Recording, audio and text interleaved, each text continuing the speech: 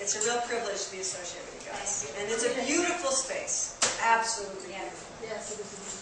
I'm just going to listen and pop in and out. Okay, next we have Tam Cooper.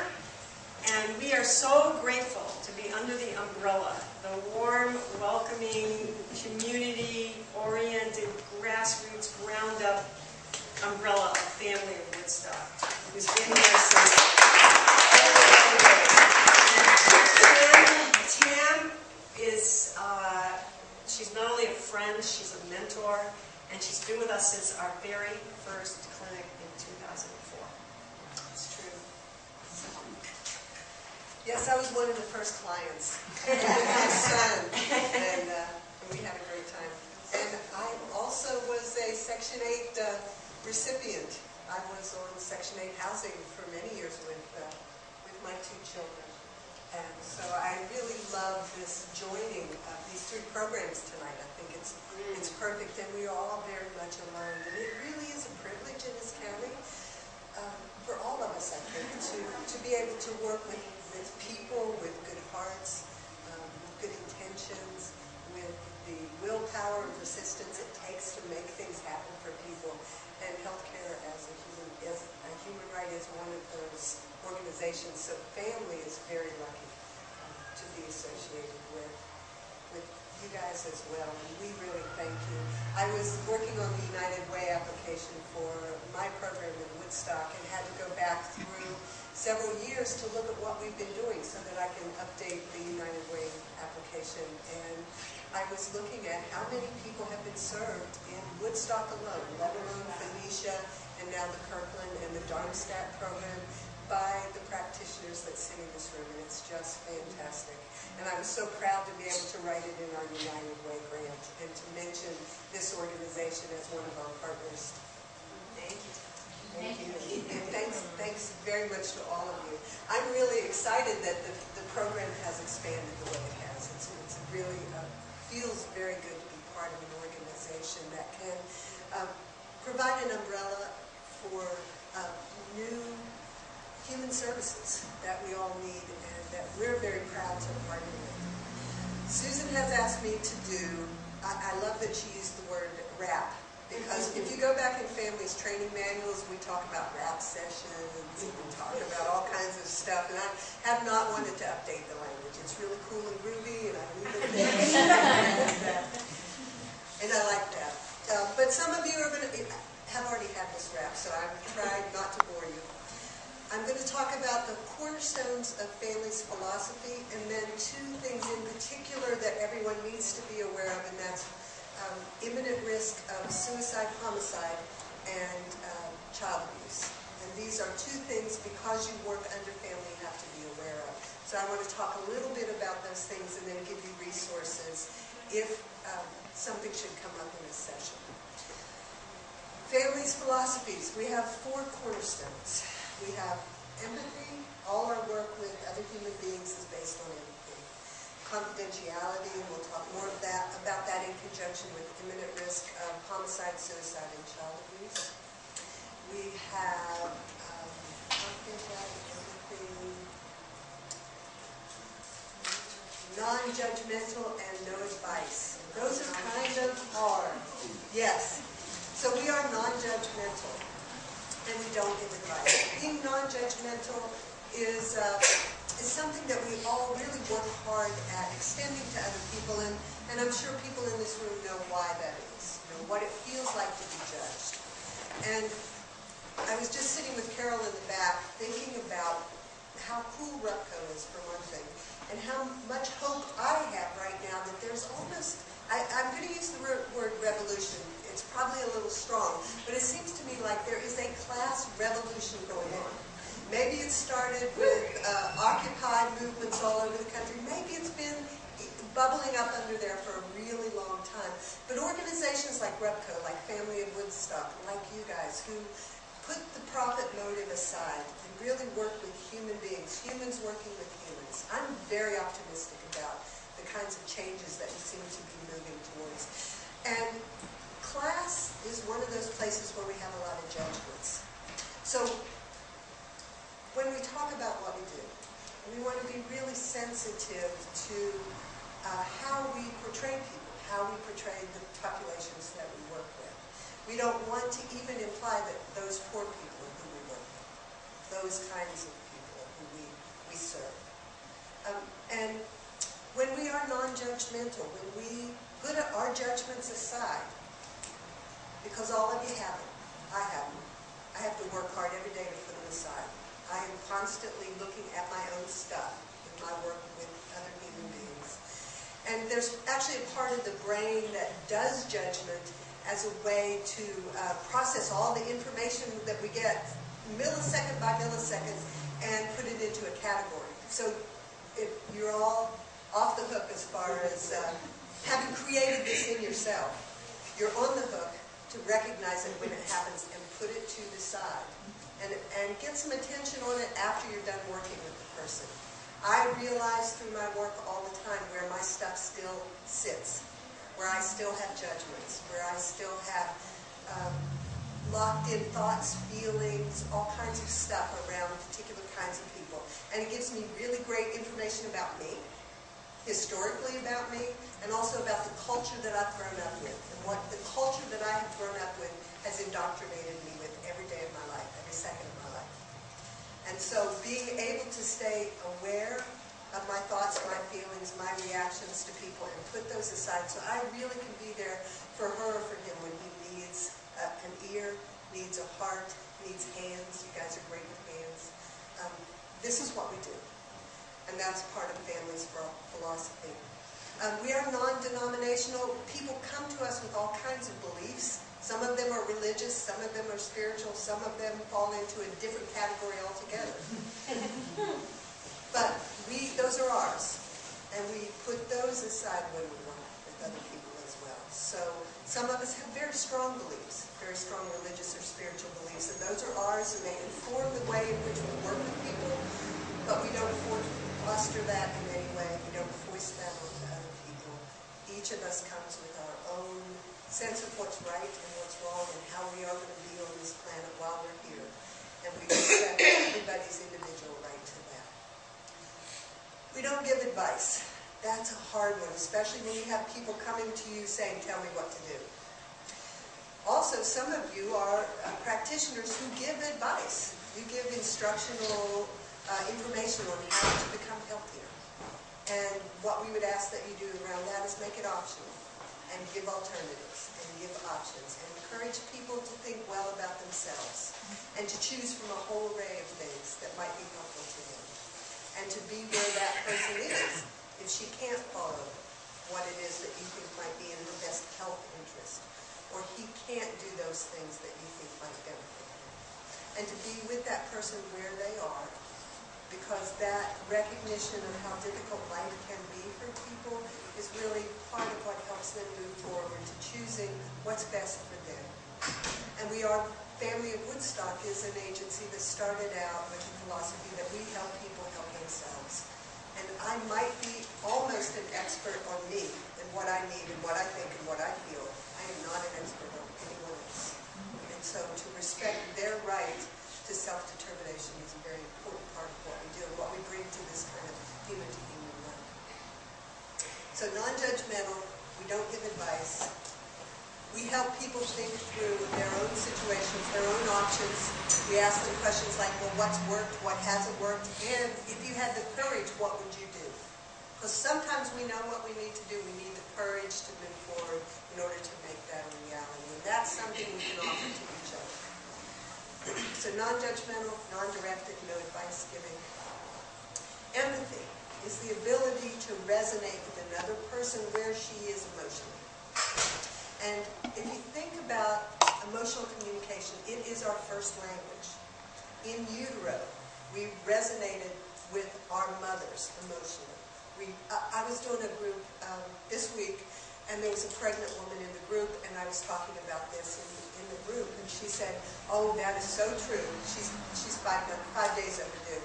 She said, when I get angry, my baby starts kicking me. She doesn't like it when I'm angry.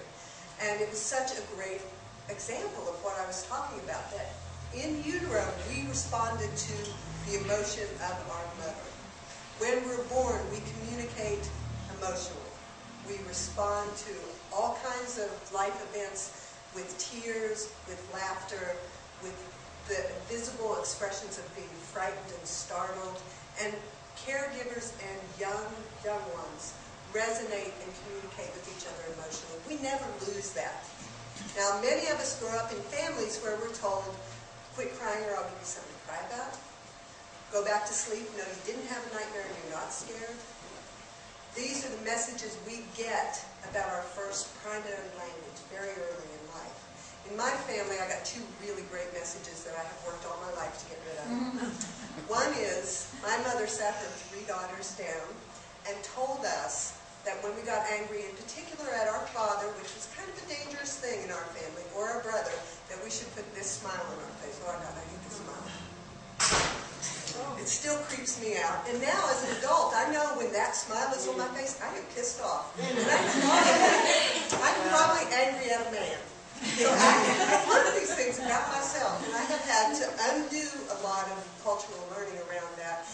Actually, at the dinner table, she would just do this. This is direct reaction formation is what Freud calls this. You take dangerous emotion and turn it into something else. And my mother taught us real early, probably from a very good intention to keep us safe. And this is all she had to do. So, well, anyway, you grew up in families like this too, if you think about it. And so, when we're talking about being empathetic, we're talking about allowing that empathy to come to the fore and to really understand where our clients are, what she's feeling, what he's feeling.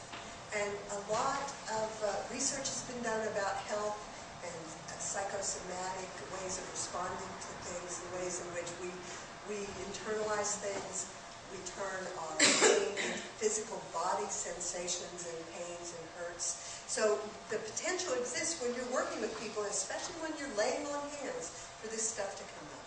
So we expect it. And again, we don't judge it. We put our judgments to the side. We allow for that emotional release that can be very, very healing for people. So being thoughtful about that and that empathy that goes back and forth. And the last thing is confidentiality. We want to be really careful, no matter who we are, no matter where we work, to really safeguard people's confidentiality, their material that they may bring to us. Sometimes we blow confidentiality for the best of reasons. I may talk to Susan about someone who's come to one of the clinics, and we may be really excited sitting in Oriole 9 because someone made a breakthrough, and we might unintentionally reveal who that person is because we don't know. Last time we were there, we were at a round table, and some other people sat down on the end, and we don't know who they are and who they know, and whether we're really exposing somebody's intimate material in a way that is painful for them or could be harmful for them in some way. So we all do it in the best of intentions, but we have to really pay attention to ourselves and the way in which we communicate with other people. Often what we're wanting to talk about is the positive aspects of what has happened, human to human. And we can do that without giving details. We can talk about how the strength of the human spirit, the resiliency that we come face to face with many times in the course of our work with people, because that is something that we really do want to share. We're moved to share that kind of stuff, and we have to be really careful not to divulge any bits of information that might reveal someone's situation. The other two pieces of this, imminent risk for homicide, suicide, and child abuse. These are things that you might bump up against when you're doing this kind of work. And because you work under Family of Woodstock, we have to talk about imminent risk and the fact that these 3 situations, homicide, suicide, and child abuse, are places where we have to break confidentiality.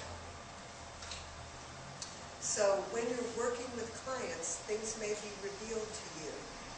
And what we would ask, family would ask of you, is that whoever is your liaison person at the clinic, that you let them know immediately that you have a situation that you need to talk about. Don't leave the person, especially if they're threatening homicide or suicide. Have someone come to you. Susan will have should have, and I will replenish her stock of cards for family. We always can be called. We're a 24/7 hotline. We can be called at any time to help people assess situations and figure out what next steps might be. We take any verbalization of suicide very, very seriously. And we assess it. And we talk to people about the pain that is bringing them to this place in their life. Anytime someone tells you they're thinking about suicide in any way, shape, or form, they're reaching out for help. Those people who have decided to die by suicide don't let you know about it. Their decision is made. They have decided to die by suicide. The people who are on the fence, they have not yet decided, are looking for help. And the life side of them is what's looking for help. There's a continuum. 60% might be leaning towards life, 40% might be leaning towards death as a solution to the pain that they're in.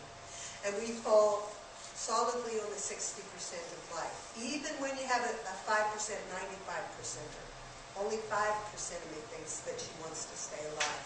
And there's a whole big part of me that's not quite sure.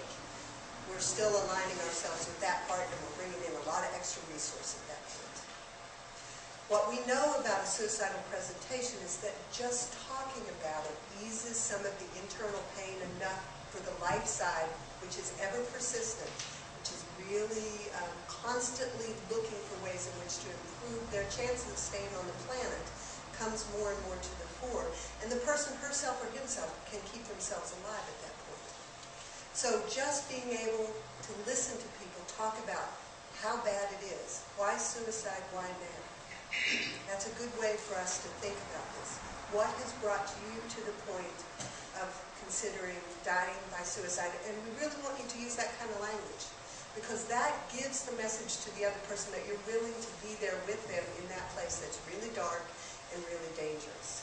If we use euphemisms, that's given the message, well, I'm not quite sure I'm ready to talk with you about this. So, I have practiced this in front of a mirror. Are you thinking about killing yourself? Are you thinking about dying by suicide? Not are you thinking about hurting yourself, but are you thinking about killing yourself? Are you thinking about dying by suicide? In the United States, we're trained to go immediately to assessment. Do you have a plan? Do you have access to the plan? Do you have a time frame? All of that. But what we have learned over the last 25 years is there's a big piece in the middle. Humans helping humans. Talk about why suicide, why now, and talk about the pain, psychological, physical, emotional that the person is in. And that in and of itself is an intervention that often brings people to the place of being able to protect themselves. Most people who think about suicide do not die by suicide. They talk themselves out of it. Sometimes we need the help of another person to talk ourselves out of it. So you will be in those situations. Susan, Tama, other people who help with the clinics will be available to you in those situations.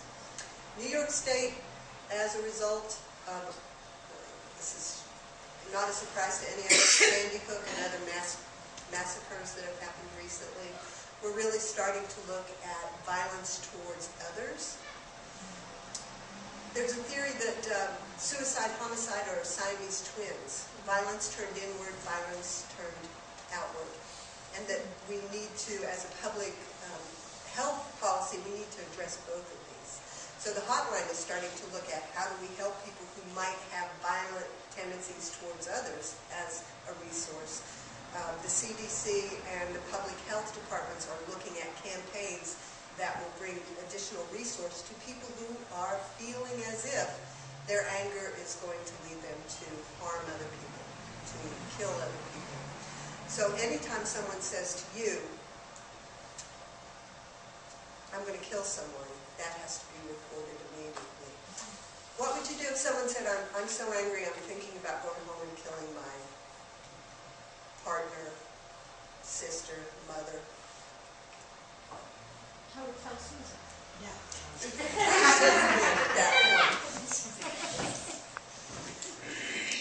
And you might need to. You need extra resource. We try really hard to separate thoughts and feelings and actions. If someone says, I am going home and this is what I'm going to do, you have no options but to alert someone. And that will probably be a 911 call. If someone says, I am so angry, I feel like, you have someone that you can work with. It's similar to the 60-40% in the suicidal presentation. I'm angry, I recognize I'm angry, I'm about to turn that anger into action. That's where we have some flexibility with working with people. And again, you're going to talk to Susan, you're going to talk to Mary Ann, you're going to talk to Tamara, you're going to talk to whoever that is to bring in extra resource. What would be a good thing to say first? Do you want to answer? No. What would be a good thing to say first before, like, severing that? Yeah. I would say that it's better to get someone's attention to go get one of us rather than leave the person. Yeah, You don't want to ever leave the person because you want to keep them talking and you want to keep them feeling that you're there for them. So how do we go get the person? Lisa, just get someone's Any attention. runner, anybody that's looking at Just the get door. someone's attention. Raise your hand. And anytime you get into a situation like this, which will be rare, I mean, we haven't had, it'll be rare, all time frames are off. You're with that person until further notice. Tony. What about DV?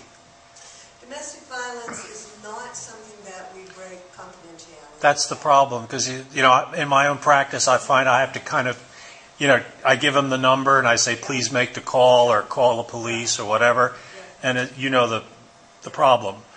I can't make the call for the victim. Often those are very difficult situations to work with because the person's in pain but not confident enough, not ready. Or still in the not cycle in a of place abuse, that yeah. They can move out of it. Yeah. Those are really heart-wrenching situations to work with. Back to Jess's question, I think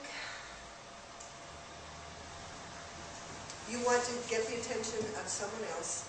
You want to continue to talk with the person and continue to assess. If someone can get to the place where they recognize they're angry and they can say, I'm not going to act on this, I'm just this pissed off about things, then you would give them additional resource. Someone might want to sit and talk with them longer. Talking de-escalates the internal stressor that's kicked up. So often we freeze in the face of this stuff and we don't know what to do.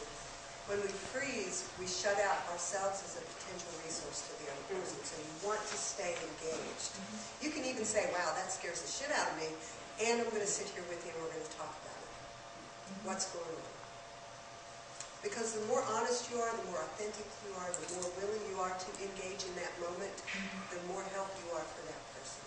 So as Susan said, this stuff doesn't happen all the time, but it might happen. It could happen, and you need to be prepared for that. Child abuse as well. These are situations that are really close to our hearts. When we look at sexism, we look at racism, we look at classism, we look at all these things, adultism is something that we have all been in one of those roles, and we move to the opposite extreme of that. We have all been children, and we are all now adults. And some of us bring the pain of having been abused as children into our adult lives. So the potential to freeze in the face of child abuse or to get so angry in the face of child abuse, we actually get hijacked by our own feelings and we leave the present time situation. So we watch for that in ourselves. It's another one of those things that we recognize in ourselves and we put off to the side as emotional hijacking, which happens to us all the time. Again, you will contact Susan, Tamara, Mary Ann, whoever's your contact liaison person in the moment. You might have to make a child abuse report. There's an 800 CPS mandated report number that you will make, and you will have to make it. This is a recent change in New York State law. Supervisors used to be the people who made reports. Now it is the witnessing person. So they want first-hand information. They want to talk with the person who observed, to listen to, notice, whatever it is. So that's a process that can be difficult, but the outcome is often a good outcome. It's not likely that the person will be taken initially away from their family situation. That's a process, that's a down-the-road thing, unless it's an imminent risk and then we want them to be in a safe place. And we all, most of us, many of us feel that strong connection to young people and want to protect them, want to preserve them. So this will be the easier of the three, I think, is your impulse, what's aroused in you in the face of potential child abuse. And you will want to work with people to make sure that children are safe and that families get the resources that they need to stay intact. That's usually what CPS does first, is offers in the home preventative case management services. So children and parents get the kind of services that they need. Anything else? We could go on and on. Anybody have any I'd major like questions? to share something with you.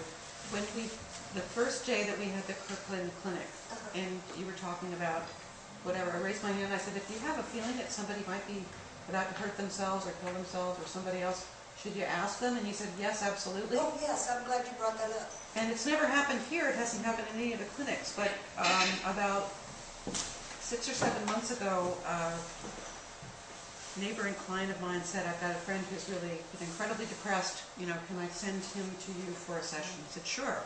And he walked in and he was so not on the planet. It was like, holy shit. And so I listened to him for a little while, and then I said to him, I'm going to ask you a really hard question, but are you thinking about killing yourself? And it stopped him cold. It was so interesting, and he suddenly was so present. He went from being, I don't know where he was, to being like really present, and he said, well, not right at this moment, but I have thought about it. And I said, a lot lately, or, you know, whatever. Anyway, the dialogue began, and, you know, it was a long session, but he's turned it around. He went from being incredibly depressed and probably, really, you know, thinking about it and isolated wherever he was, and his friend, like, grabbed him and brought him in. But then I want to thank you for that, because that, you know, I was like, okay, it looks like a risk to me, and what do I know? Well, I'm just going to ask him, because she said to do that. And Thank you for sharing. it was a huge moment for me, for it totally turned everything around for him. So thank you for that. I just wanted to let you know that. That's great. For those of you that can't see her, she did a great example of what happens when you are thinking, you're contemplating death by suicide, and someone has the courage to ask you directly, are you thinking about killing yourself? Because the person goes, oh my God, here is someone who will actually talk about this taboo subject with me and will be present with me. And it is as if suddenly they're there. Right. This is what I've been looking for, is someone to And talk I've never talked to him again, but I hear about him from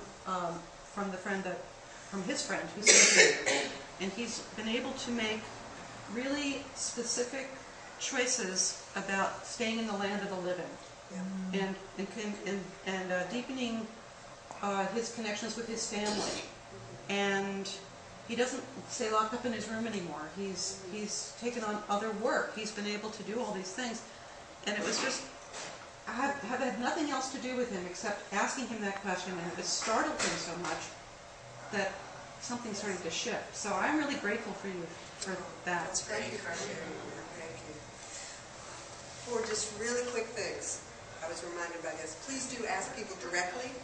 Are you thinking, if you're not sure that you can keep yourself safe from dying by suicide, you want to ask them to either limit their use of drugs and alcohol or have no drugs or alcohol. Some people can't say, I will have none, but they can say, well, I'll stick to a 6-pack rather than a case.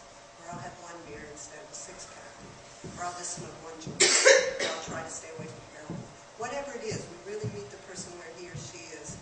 And the fourth thing is to make sure that they have Family of Woodstock suicide hotline number or the 800 number, 1-800-273-TALK.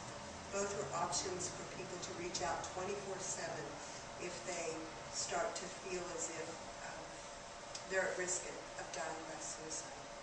So, can you keep yourself safe? If they say, yep, well, how long can you keep yourself safe? Oh, I think I'm good for a couple of months versus I think I can stay alive till tomorrow morning. Assessment tool there. You know you need more help and more resources, but I can only stay alive for another 12 hours versus I think I'm good for a while. And you also will feel it. Who are the people in their lives that they can talk to? Help them identify those people. Give them the numbers for suicide.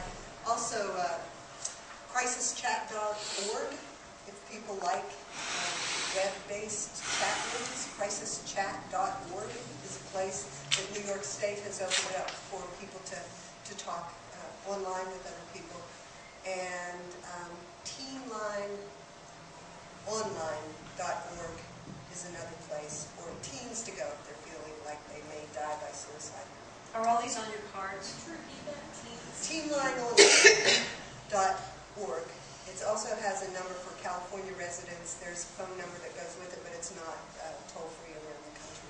Do you have those? I have our websites stuff, on? but I can also make sure that you get those numbers. And Yeah, we'll just make sure everybody has those cards. Thank you so much for bringing that Oh, up. I'm so glad to see you again. I've been wanting to tell you that story. It touched my heart a lot. The PS on it is that he went back to Vermont where he lives, and I got a call recently from his friend in our area who said, he called and said, can I come down and just visit you for the weekend? I'll drive down. You never stop believing in me, and I want you to see me healthy, since you haven't seen me healthy. I know. It's like, and she said she said he came down and he was like so alive. You want to save his lifeguard. No, it's just amazing. But thank you. Well, thank you. Thank you all. And Peter is also on our Family Woodstock staff. Do you want to add anything?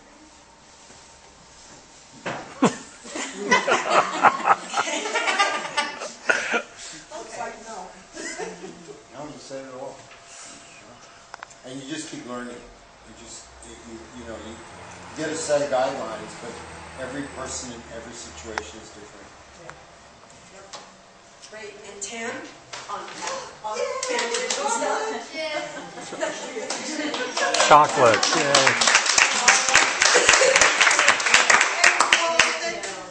And I just want to say one little thing.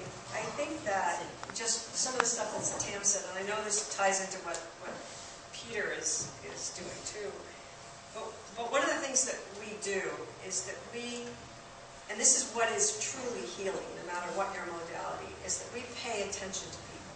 We sit with them where they are, and we listen to them with love.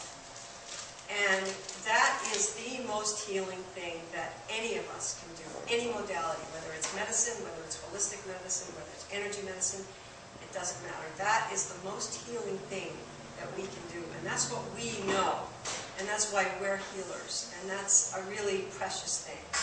And when you do that, and this, to me, this is very powerful, when you really listen to someone with love, you enter into their story, enter into their narrative, and you change that narrative by just being in it, even if it's for that short period of time that you're with them.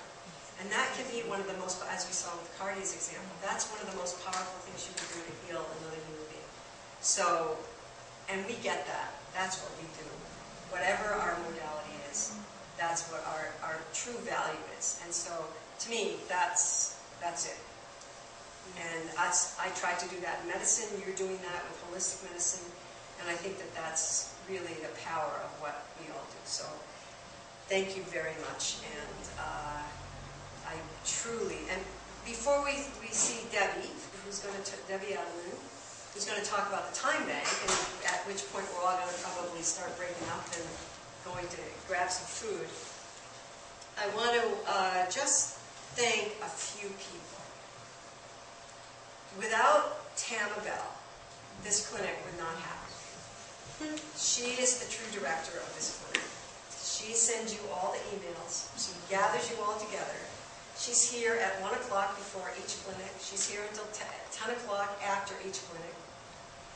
And every clinic that you come to and work your hearts out with all of the clients, someone like Tama is working triple time to make sure it happens. So I want to thank Tama Bell for making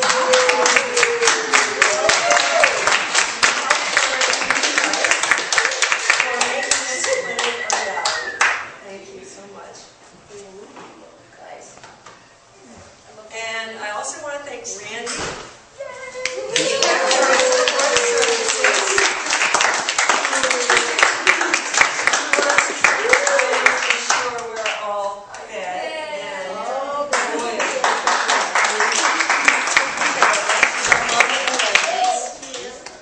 And and not just Randy, but her whole posse. I mean, she's got this.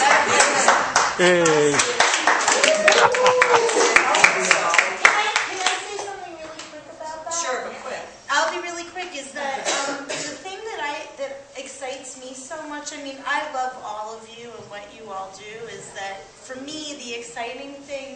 I'm trying to do for the group is to find the place where the people that come want the support of the clinic can also support the clinic. So it's a really interesting challenge. It's really exciting, and if anybody knows other people that want to be support staff because they aren't healers, but they want to hold the space of the healing, you know, send them my way.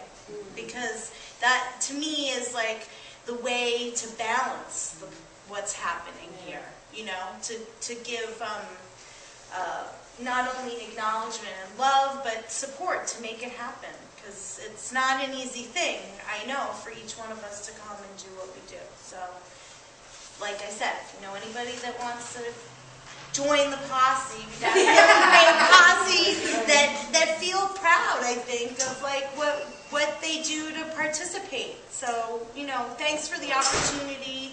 This is the kind of stuff I really love doing, and thanks so much.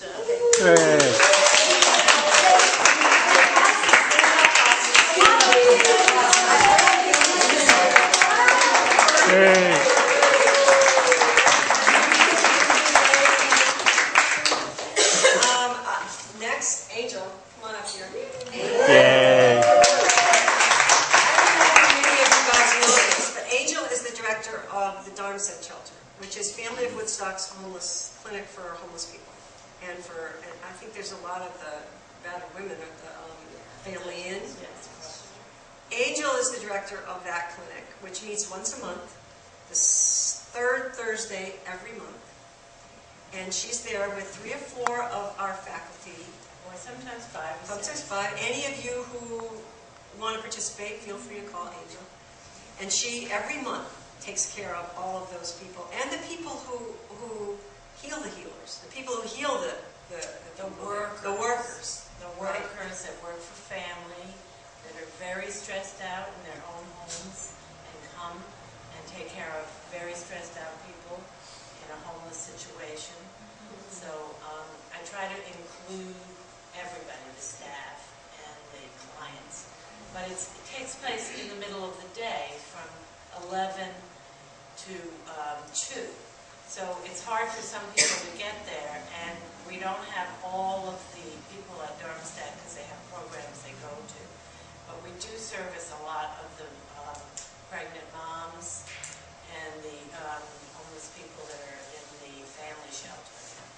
And the children, too. So if anybody wants to work with children, sometimes we're fortunate to help you all.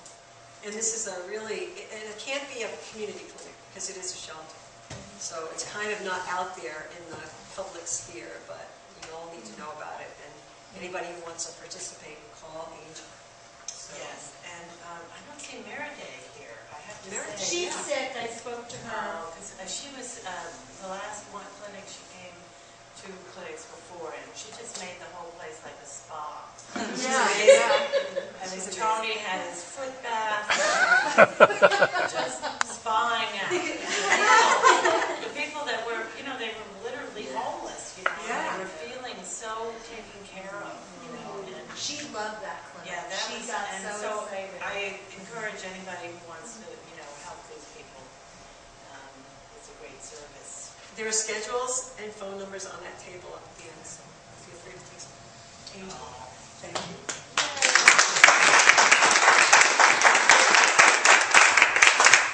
Okay, I don't see Ron here. Ron Van Beek. I want everybody to know so that when you see him, you can congratulate him. He just finished massage therapy school. Today was his His exams were today? Yeah, He said that. today. I think he said he might try to come on the way. Oh, it'd be great. Yeah, Because right. I have a congratulations for him too. Yeah. So everybody who Sure, sees him yeah. next time. Oh, really? Yeah, It's a real long haul. Adelinda knows, she did it last year. It's a really tough, long haul, and anybody who goes through it deserves just really congratulations. And then look what they can do to help others. So it's pretty amazing. One more. Where's Mary Ann Rolson?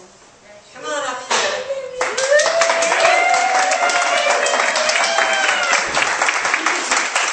Mary has been our bartender and No, and she has come a very long way. She no longer gets impatient with anybody. Don't say that. She does not get impatient with anybody. She is the model of welcoming, healing, compassion. She greets everyone at the door, and they all feel that they're in a healing place. And so I want to commend her for her long years of service, her years of dedication to this clinic, and to the great progress she has made in stilling her impatient nature.